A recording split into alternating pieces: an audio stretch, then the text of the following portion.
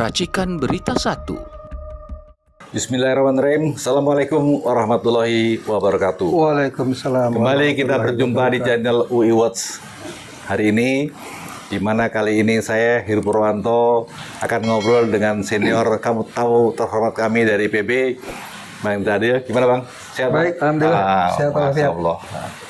Jadi kali ini saya dan Bang Indra ini akan ngobrol terkait dengan masalah pilpres yang sudah lewat, ya.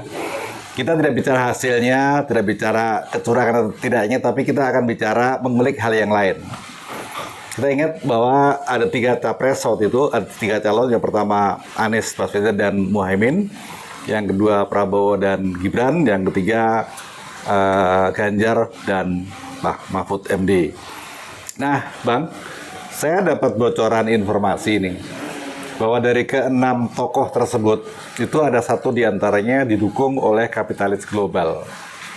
Nah, Abang sebagai tokoh lama dan juga sudah menulis buku yang bagus-bagus, pengamat juga. Nah, saya ingin tahu gimana komentar atau pendapat Abang, atau mungkin Abang punya pengamatan yang lain. Silakan.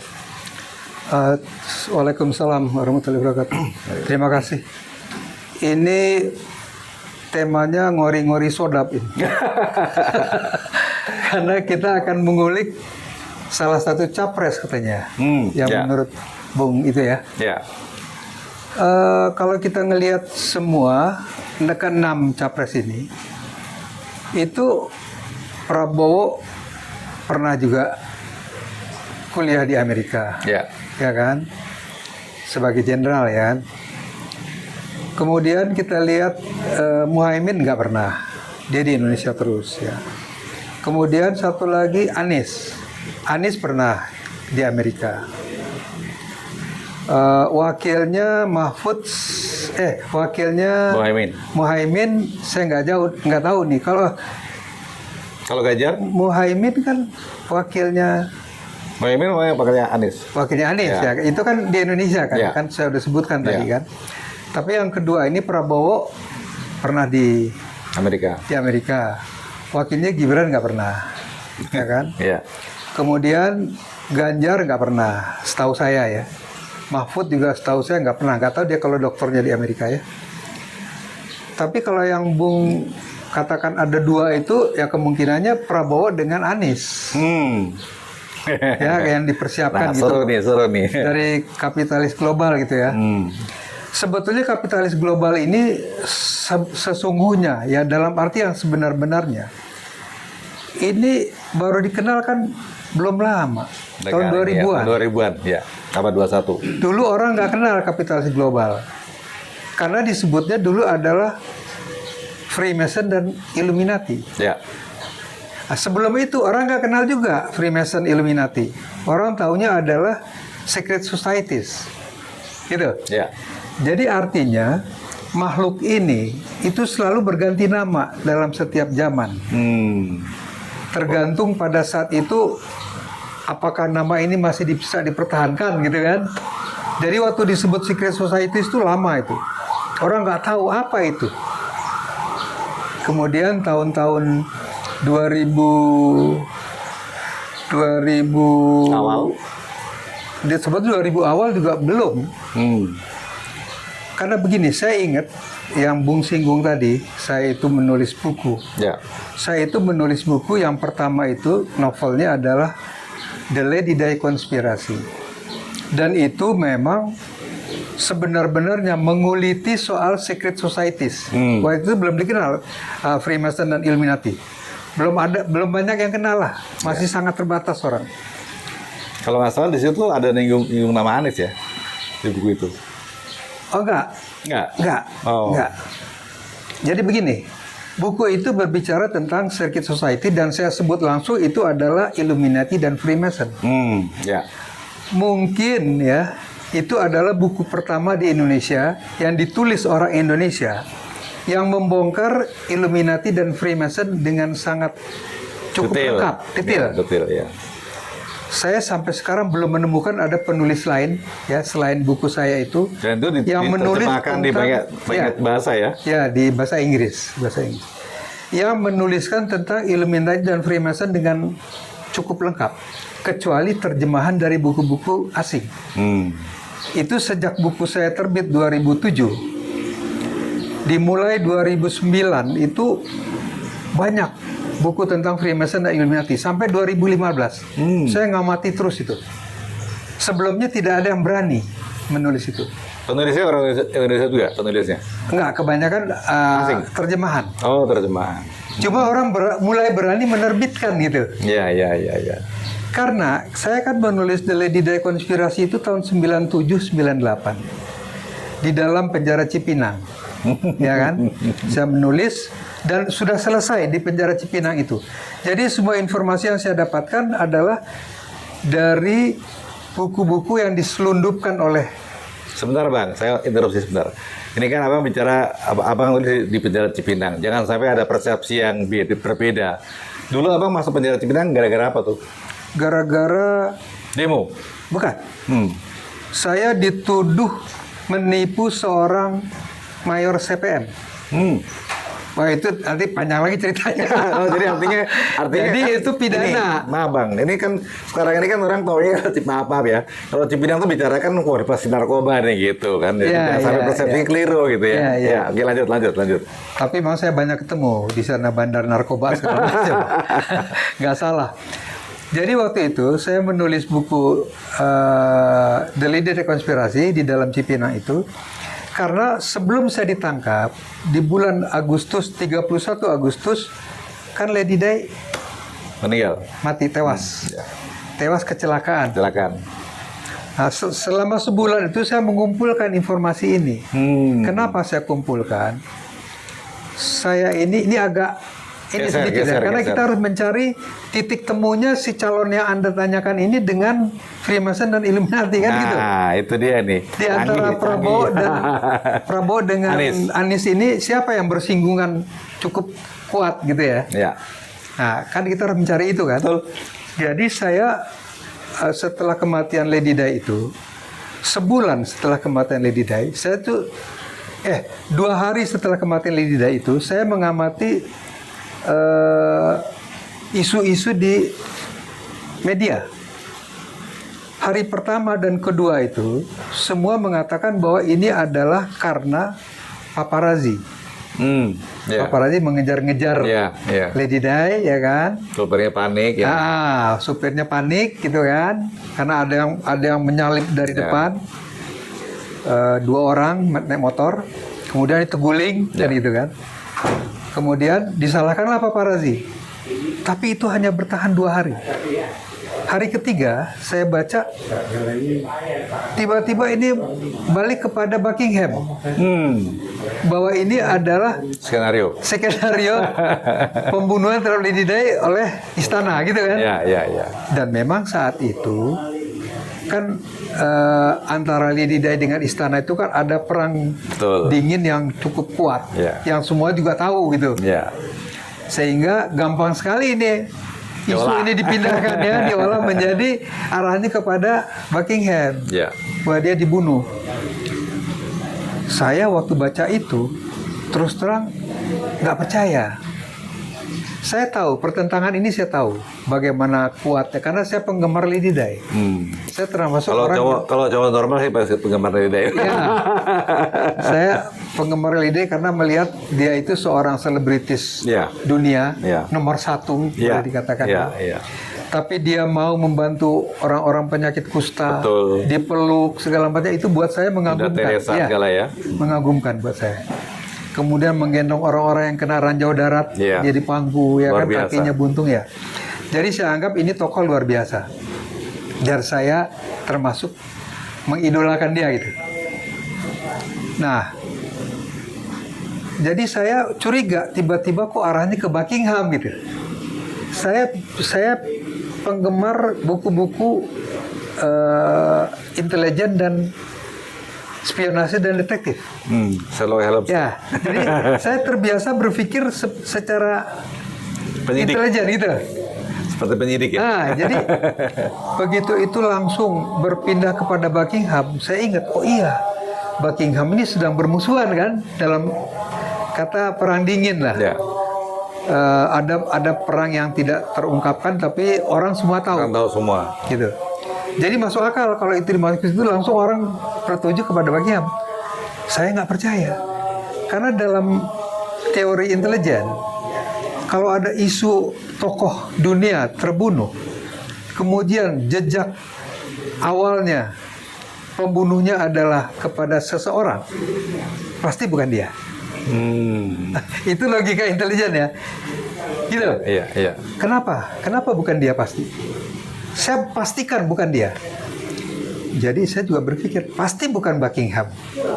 Karena kalau Buckingham yang melakukan dengan MI6 sebagai pelaksananya, Military Intelligence Inggris kan, itu tidak mungkin mereka akan membuat jejak atau membiarkan jejak ke arah mereka. Betul. Gitu. Apalagi mereka dalam situasi perang dingin dengan Lady Di kan, cepat sekali. Pasti mereka gampang. harus menyiapkan, harus menyiapkan jejak itu kepada pihak lain. Ya. Apalagi intelijen top di dunia MI6, nggak mungkin dia begitu cerobohnya tuduhan langsung ke Buckingham dan orang rame-rame mata tertuju ke sana gitu. Nah ini pasti ada yang mengarahkan. Ini logika saya. Jadi saya pastikan ini bukan Inggris, bukan istana atau MI6. Karena itu kecurigaan akan cepat sekali. Mereka dalam situasi perang dingin dengan Lady Di, tiba-tiba Lady Di bunuh, itu cepat sekali, udah gampang sekali. Jadi pasti ada intelijen yang lebih canggih yang membuat ini arahnya ke sana gitu. Nah, di situ saya mulai ngumpulkan berita-berita tentang Lady Di, tentang pembunuh, tentang kecelakaannya, tewasnya segala macam. Kenapa dia terjadi itu semua? Saya kumpulkan. Dalam situasi itu di bulan Oktober, saya ditangkap polisi. Gitu. Ditangkap polisi. Yang kasus CPM tadi. Kenapa? Yang kasus sama CPM itu. Oh iya. Mulai ini saya heran ditangkap polisi gitu kan. Di bawah saya lalu diungkapkan bahwa saya menipu mayor CPM. Itu 2,5 juta. Karena bikin cek kosong. Wah, saya bilang ini hebat juga. Ini saya ingat ini kasus 1,5 tahun yang lalu, yang sudah saya selesaikan dengan CPM tersebut, sudah ditandatangani segala macam. Ini sudah selesai, bukan urusan saya lagi. Ya udah, karena polisi nangkap berempat, ya kan, saya langsung dijebloskan. Lalu saya dipaksa untuk mengaku itu, saya nggak mau, gitu kan? Ya itu ceritanya panjang lagi sampai saya ke Cipinang, oke? Sekarang kita cerita soal Lady Di ini. Ya. Saya kumpulkan, saya di penjara, kemudian kan terputus niat saya untuk mencoba mencari ini cerita apa sebetulnya. Jadi saya bersekongkol lah dengan apa istilahnya kalau di penjara itu sipir ya penjaganya. Untuk dia membawakan mesin ketik, dulu kan belum ada HP kayak sekarang kan, mesin ketik dan buku-buku yang sudah saya kumpulkan di rumah. Di rumah saya kasih dia uang tip lah kan, dia datang ke rumah minta itu sama istri saya, dibawakan lah, baiklah ininya sipirnya itu kan, karena saya akan melanjutkan tulisannya. Penelitian saya tentang pembunuh Lady Di, karena saya anggap ini dibunuh bukan kecelakaan. Gitu. Jadi selama di dalam itu saya menulis, dan itu selesai sebelum saya keluar dari penjara. 4 bulan selesai. Begitu saya keluar penjara, saya sempurnakan. Nah, karena banyak teman saya bertanya ke sana sini, ada teman-teman yang memberikan buku-buku tentang Freemason dan Illuminati, tentang secret societies. Dan ada buku yang sangat penting sekali, ditulis orang Jerman, judulnya The Secret Societies. Jadi judulnya aja sudah menunjukkan itu. Saya dikasih tebal sekali, dan itu lengkap. Asal-muasalnya, Freemason itu dari mana gitu. Itu dikupas dari mulai era Babilonia lama, era Namrud. Lama sekali. Dan itu banyak yang saya kutip dari situ, sehingga saya bisa merasionalkan munculnya Illuminati dan Freemason. sampai abad 19. ke-19 yang lalu. Ya. 1800-an. Ya. Kan lahirnya mereka di tahun-tahun itu. Setelah kemerdekaan Amerika. Illuminati ya. Ya. Illuminati itu lahir 700. 1776. Abad 18 berarti. Ya, abad 18. Oleh seorang pastor Adam Weishaupt ya. Pastor Katolik dari mereka kan punya itu juga tuh. Punya ordo sendiri kan. Nah, ini dari Jesuit. Yang mendirikan Illuminati, yang kemudian bergabung dengan Freemason sampai terjadi mereka menguasai dunia ini sekarang. Oke. Jadi saya nulislah itu. Saya nulis dan alhamdulillah buku itu meledak. Dibuatlah buku edisi Lux-nya dengan foto-foto gambar berwarna, termasuk foto-foto Lady Di dari kecil. Dan ini pun ternyata juga laris. Lalu si penerbit berinisiatif untuk menerjemahkan ke bahasa Inggris. Itu hanya dalam jangka 2 tahun. 2008 yang bahasa Inggris terbit. 2009 ditawarkan untuk ikut di book fair terbesar dunia di Frankfurt. Wow. Kan? Lolos buku saya. Ya kan? Dibawalah ke sana kan. Nah, sejak itu mulai secara bukan hanya nasional, internasional buku itu dipasarkan di luar negeri juga, di Singapura, di London, di Malaysia gitu kan. Itu penerbitnya lah yang tahu kemana aja mereka itu. Nah, setelah buku itu saya cukup memahami Freemason itu kayak apa, pembelaan diri mereka kayak apa gitu kan. Buku itu saya tawarkan ke beberapa penerbit. Pertama justru Kompas, Gramedia. Gramedia menerima awalnya karena saya direkomendasi oleh tokoh Gramedia zaman itu, namanya Batak itu. Namanya saya lupa ya. Pokoknya orang disegani lah di Kompas ya. Oleh pemilik Kompas Yakob Utama itu disegani. Jadi mereka terima, tapi mereka panggil saya lagi lalu minta beberapa konten dibuang. Gitu. Wah, saya bilang kalau ini dibuang jadi kacau. Saya harus susun balik lagi segala macam. Wah, saya bilang saya nggak mau. Batal. Nggak mau mereka. Saya masih bertanya-tanya itu kenapa gitu kan. Abang ingat nggak tuh yang Surya Bos itu tentang apa? Ada. Enggak. Dia nggak sebutkan. Sebelum dia sebutkan saya sudah mengatakan tidak. Wah, keren. Jadi keren. Apapun juga yang akan dia buang saya sudah mengatakan tidak. Idealisme keren. Gitu. Saya tawarkanlah ke Mizan. Penerbit Insan. Menolak. Bandung ya? Nah. Lalu Insan Grafika Pers. Waktu itu top-top semua tuh. Iya, itu suara baruan ya? Ya, mereka juga menolak. Jadi ada empat penerbit top di Indonesia saat ini menolak semua. Akhirnya saya putuskan untuk membuat buku sendiri. Jadi mencetak sendiri, ada yang fotokopi, yang sendiri. Berwarnanya ya menerbitkan sendiri gitu kan. Biasa. Saya bikin buku sendiri edisi Lux karena saya punya foto-foto berwarna. Sayang itu kalau. Nah, sayang kan nggak dimuat kan karena mendukung. Jadi saya bikinlah buku istilahnya underground ya. Tapi edisi Lux sudah dengan foto-foto. Judulnya hardcover lagi. Hardcover. Ya, pakai hardcover. Dan itu saya bikin sendiri. Hardcovernya segala macam. Cuma covernya itu dicetak oleh teman saya yang punya percetakan. Dia sumbang saya. Dia sumbang saya. Ini gue cetakin nih lo katanya. Selebihnya bagaimana lo terserah katanya kan. Jadi saya fotokopi semua. Ada yang saya print, ada yang saya fotokopi. Saya bikinlah bukunya. Bukunya bagus. Tapi judulnya waktu itu bukan The Lady dari Konspirasi. Judulnya itu konspirasi aja. Kurang menjual ya? Ya, konspirasi aja judulnya. Jadi saya jual 250.000 per buku. dari tangan ke tangan. Saya jual ke teman-teman saya. Jadi ada yang beli 250 karena bersimpati ya.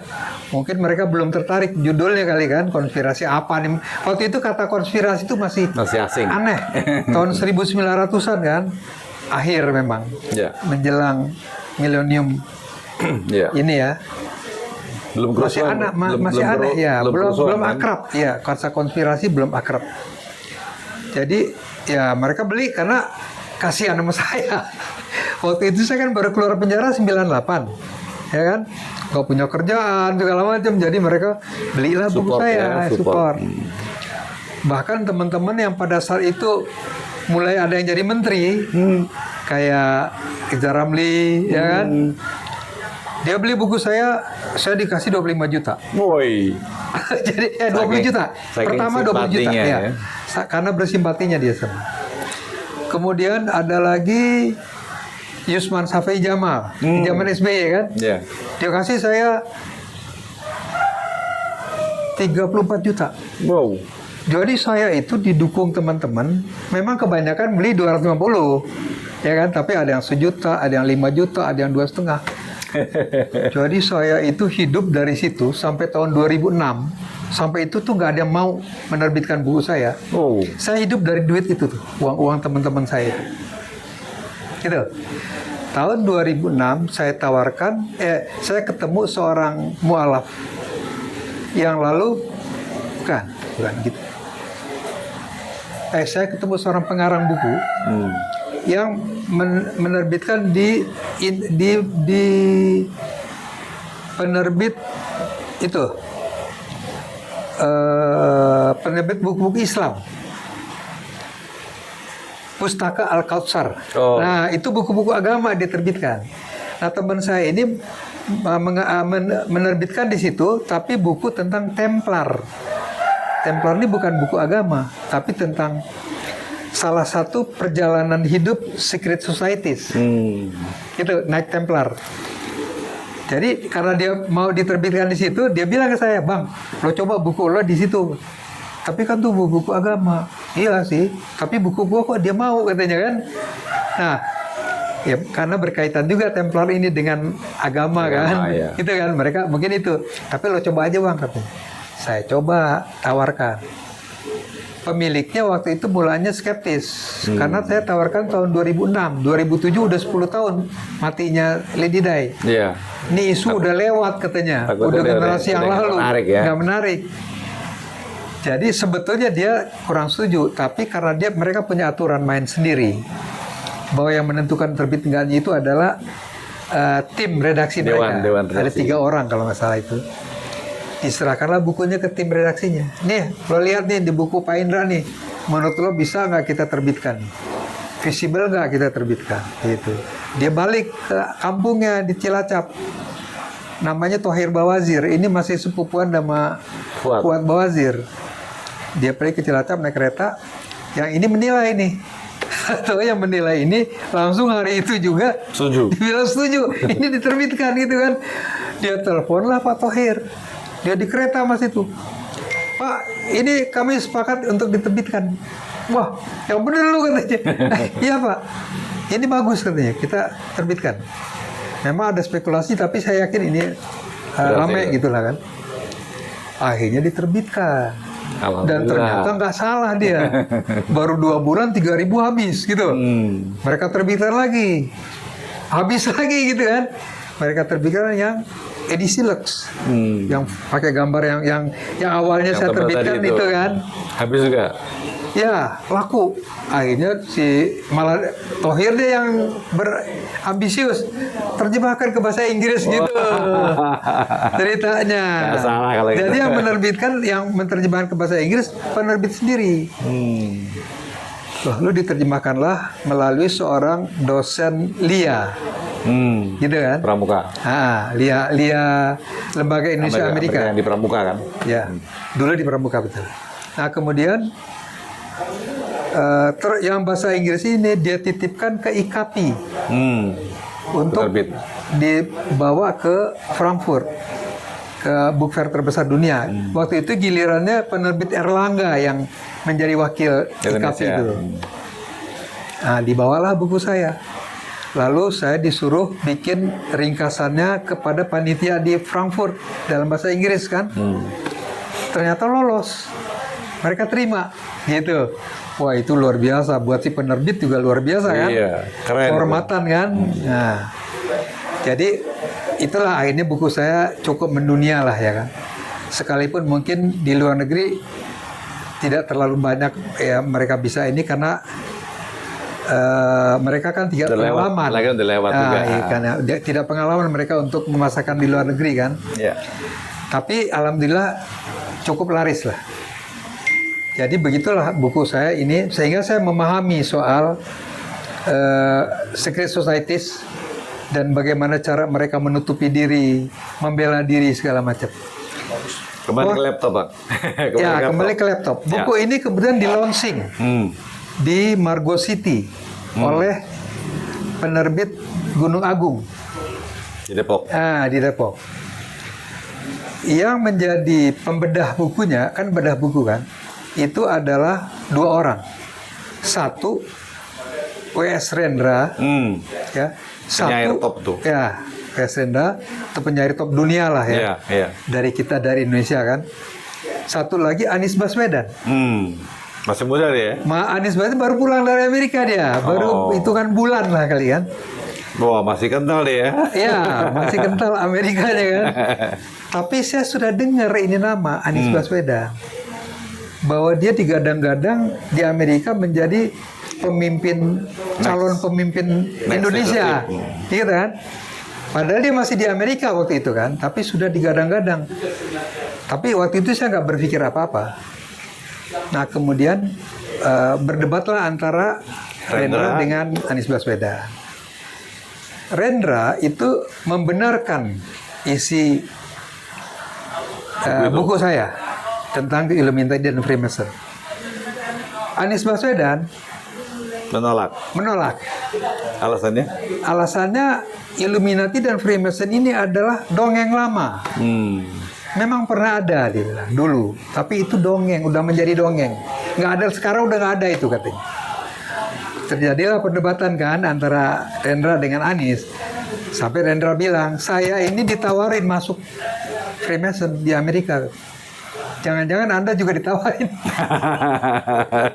Nah, saya nggak dengar itu si Rendra ngomong gitu, tapi dia mengatakan dia sudah tahun 62 sudah di Amerika. Anies mungkin masih SD kali 62 ya. Mungkin masih TK. Masih TK barangkali kan. Jadi saya jauh lebih lama dari Anda di Amerika itu, dan lama dia sana sampai dia bikin bebop di Indonesia kan meledak gitu kan. Yeah. Jadi intinya adalah Anies menolak isi buku saya dan mengatakan bahwa itu hanya hayalan. Rendra mengatakan itu benar. Gitu. Jadi pada saat Anies kemudian saya lihat melejit di Indonesia, dia menjadi rektor Paramadina, menjadi gubernur gitu kan. Saya lihat, wah berarti ini ramalan di orang Amerika bahwa dia menjadi tokoh Indonesia, ini benar kan gitu. Sekarang kan saya bertanya-tanya, kalau begitu siapa nih si Anies? Gitu. Itu mulainya saya berpikir, saya kilas balik.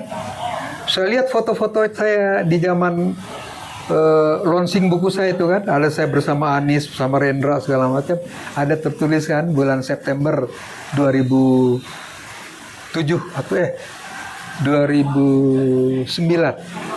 Karena buku saya bahasa Inggris baru terbit 2008. 2009 saya launching buku saya itu kan.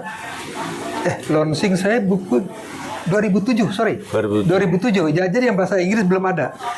Ya edisi Lex pun belum ada. Itu edisi awal. Masih awal ya. Yang awal. Jadi saya lihat itu bulan September 2007 itu saya launching. Saya berpikir, oh iya ya, Anies waktu itu kok ngebela sekali bahwa buku saya ini hayalan gitu kan. Hayalan si pengarang aja. Nah, di situ saya mulai menganalisis ini gitu. Ini siapa nih gitu. Sampai kemudian dia di Paramadina. Paramadina kita tahu kan, itu perguruan tinggi dari mana, siapa-siapa tokohnya. Itu kan JIL kebanyakan dari sana kan. Jadi saya kaitkan ini semua, ya kan. Apalagi Anies kalau nggak salah rektor kedua ya. Setelah sebelumnya ya. Setelah Hah? Nurholis Majid. Nurholis Majid, ya kan? Nah, jadi kan saya kait-kaitkan nih. Wah, ini jangan-jangan begitu. Nyambung ya. Nyambung kan? Nah, sejak itulah saya hampir memastikan Anies ini adalah anggota Freemason. Gitu. Saya belum punya bukti. Saya tidak tahu pendaftarannya kapan, di mana, nomor itu saya nggak tahu. Ini menurut pendapat abang ya? Menurut pendapat saya. Tapi sejak itu mulai banyak orang bertanya ke saya gitu. Termasuk Ihsanuddin Nursi, termasuk banyaklah yang bertanya ke saya kan. Ya saya cerita apa adanya.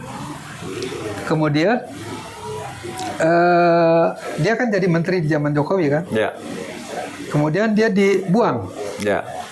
Dan ternyata terbongkar sekarang karena dia mau menelusuri Masalah ijazah palsu. Ijazah palsu ya. Jadi rasional. Tapi saya melihat jejak Anies mulai dari dia menteri kemudian jadi gubernur. Saya harus salut sama dia. Artinya dia sebagai pemimpin itu betul-betul memikirkan rakyatnya. Dan nggak ada korupsi ya? Tidak ada korupsi. Ya, itu yang penting.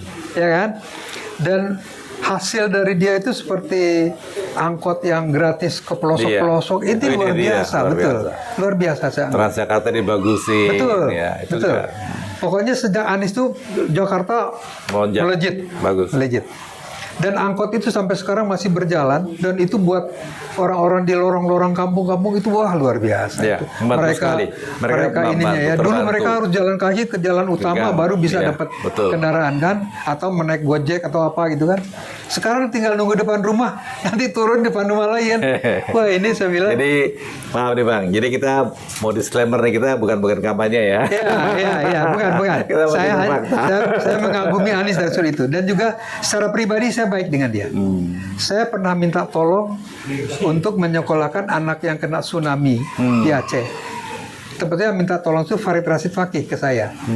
Karena dia tahu saya dekat dengan Anies gara-gara launching buku ini kan. Saya bilang ke Anies, ini dia anak yatim piatu kena korban tsunami, mau sekolah di NT, gue bilang kan. Tapi dia nggak punya dana. Wah, panggil aja Bang Farid ke saya Bang katanya. Panggil Faridnya diterima gratis. Dan sekarang mungkin anak itu udah lulus. Ya kan? Jadi pertemanan baik ya. Orangnya santun. Pokoknya udahlah baiklah untuk seorang pemimpin lah. Hanya ganjilan saya itu di situ. Pertanyaan saya itu. Jadi saya sejak itu berhati-hati sekali. Begitu dia jadi calon gubernur DKI, saya nggak mendukung, saya tidak kampanye buat dia. Padahal dekat ya? Padahal dekat saya sama dia. Gitu. Dekat dalam arti memang saya nggak sering ini, tapi dia baik sekali. Kemudian segalanya saya kagumi dia. Jadi waktu DKI itu saya hantam Ahok, ya kan, lawannya, tapi saya tidak dukung Anies, tidak meninggikan segala macam, enggak lah. Di Facebook Ahok saya hantam. Jadi luar biasa. Artinya saya terhadap Anies itu baik dari semua hal. Hanya yang satu ini menjadi ganjilan buat saya. Gitu. Ya. Jadi walau alam apakah dia seorang Freemason atau bukan. Tapi kalau ngelihat jejak dia pernah di IFS. Umumnya mereka kan Amerika juga merekrut orang melalui IFS kan. Ya. Dan yang direkrut adalah orang cerdas, pintar, potensial, elit, ya. Kalau zaman Belanda dulu yang Freemason itu anak-anak raja, kayak gitu, bangsawan, kan itu kan. Kalau kita lihat jejak Freemason di Indonesia, itu yang pertama adalah kan memang bangsawan. Tokoh utamanya Raden Saleh. Ya. Ya kan? Kemudian Anies kan juga kakeknya juga tokoh juga loh kan. Ya, betul. Dan karena hal itu saya mulai mengkaitkan juga si kakeknya ini gitu. Iya. Karena waktu itu kakeknya bikin partai Arab. Ini yang sebetulnya agak bertentangan dengan Al-Irsyad. Saya dapat informasi begitu. Jadi ini jangan-jangan gitu lah, jangan-jangan benar Anies juga bagian dari itu karena cara dia membela Freemason ya, menyatakan bahwa buku saya itu hayalan. Itu persis kayak yang saya pelajari cara anggota Freemason membela. Oh iya, nyambung. Itu. Ada benang merah ya. Jadi nyambung. Gitu. Nah, jadi kalau ada orang bertanya, saya bilang, saya tidak memastikan dia anggota Freemason. Baik. Tapi bahwa Anies digadang-gadang sejak mulai dari Amerika, itu kan Itu kita betul. semua tahu. Iya. Dan itu media internasional yang di bawah mereka, Reuters segala macam itu, saya kan Ya. tahu. Media-media Asia yang di bawah Freemason Illuminati kan saya punya catatan. Di buku saya Lady Day juga ada itu. Jadi itu saya lihat mereka semua mendukung itu. Anies bakal jadi calon pemimpin Indonesia di masa datang. Sampai sekarang pun masih dipertahankan itu ya, kan. betul. Cuma masalah dia kemarin kalah itu. Saya kira bukan soal Curang. bukan soal sepenuh apakah di backup penuh dari globalis gitu ya. Bukan itu kelihatan. Karena globalis ini punya banyak boneka. Ya, I see. Jadi artinya semua calon kemarin itu adalah boneka mereka, itu aja. Tinggal mana yang bisa disesuaikan. Tinggal mana yang kuat di Biar negerinya diserang, ya kan, dan yang bisa nurut lebih Lebih mudah diatur. lebih mudah diatur. Nah, itu yang mereka pilih. Iya. Jadi kita nggak usah heran kalau 2014 Jokowi yang terpilih. Karena paling mudah diatur. Orangnya nekat. Gitu kan. Nggak mikir gitu. Tinggal kita lihat nih Bang, 2012 seperti apa nih. Gitu. Lagi nih. Jadi makanya saya di 2014 itu tidak mendukung siapapun, Prabowo enggak. Jokowi juga enggak, karena saya udah dapat informasi Jokowi itu PKI saya udah dapat waktu itu. Prabowo karena dia merasa orang Orde Baru yang pernah nangkep saya dan saya pernah masuk 3 penjara loh di Orde Baru, ya kan? Balak Intel, CPM Jalan Jawa dan Cipinang, ya kan? Jadi Prabowo tidak saya inilah. Nah, 2019 saya pilih Prabowo karena saya lihat ini nggak benar gitu. Sama, saya juga begitu. Sesuai dengan informasi yang saya dapat, ini nggak benar. PKI ini begitulah kira-kira begitu. Saya juga. Nah, jadi saya pilih habis-habisan Prabowo. Ya. Saya mewakili alumni IPB seluruh Indonesia waktu itu. Saya tanda tangan. Saya juga dulu di kompleks saya itu hanya rumah saya yang berani pasang sepatu Prabowo, yang lain Jokowi itu. Ya. Tapi silakan. Oke Bang, luar biasa sekali kita dapat pelajaran banyak sejarah. Sebenarnya saya masih pengen ngobrol yang lain, ada satu yang menarik lagi. Kapan-kapan Bang? Iya. Saya bisa dapat informasi bahwa Abang juga ngobrol dengan ChatGPT ya. Oh iya. Nanti kita bahas lagi Bang. Itu menarik. Terima kasih Bang atas waktunya. Jadi gini, penjelasan saya adalah bahwa closing. saya tidak memastikan Anies itu anggota Freemason atau bukan, ya kan? Saya tidak dapat faktanya. Ya. Tapi semua yang berkaitan dengan secret societies itu dia memiliki nyambung. Ya. Baik mulai dari kakeknya, kemudian dia di Amerika, dia pernah di AFS, dia di sini menafikan buku saya, gitu kan? Debat, ya? Itu semua nyambung. Iya. Gitu. Jadi Luar karena biasa. itu kalau ada orang bertanya saya bilang saya tidak memastikan, tapi kemungkinan besar iya. Gitu. Itulah kira-kira. Tapi kalau ditanya soal kinerja Anies, saya akan Baik, sekali lagi terima kasih Bang Indra atas waktunya, dan kapan-kapan kita ngobrol lagi, karena saya ngobrol dengan beliau ini sangat seru, banyak yang bisa kita klik ya, dan beliau ini mantan sampai sekarang masih aktivis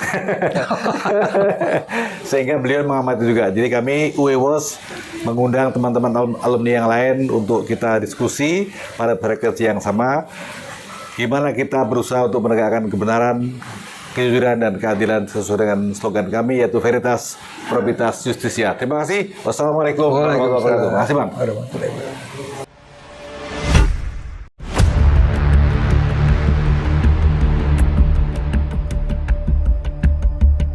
Racikan Berita 1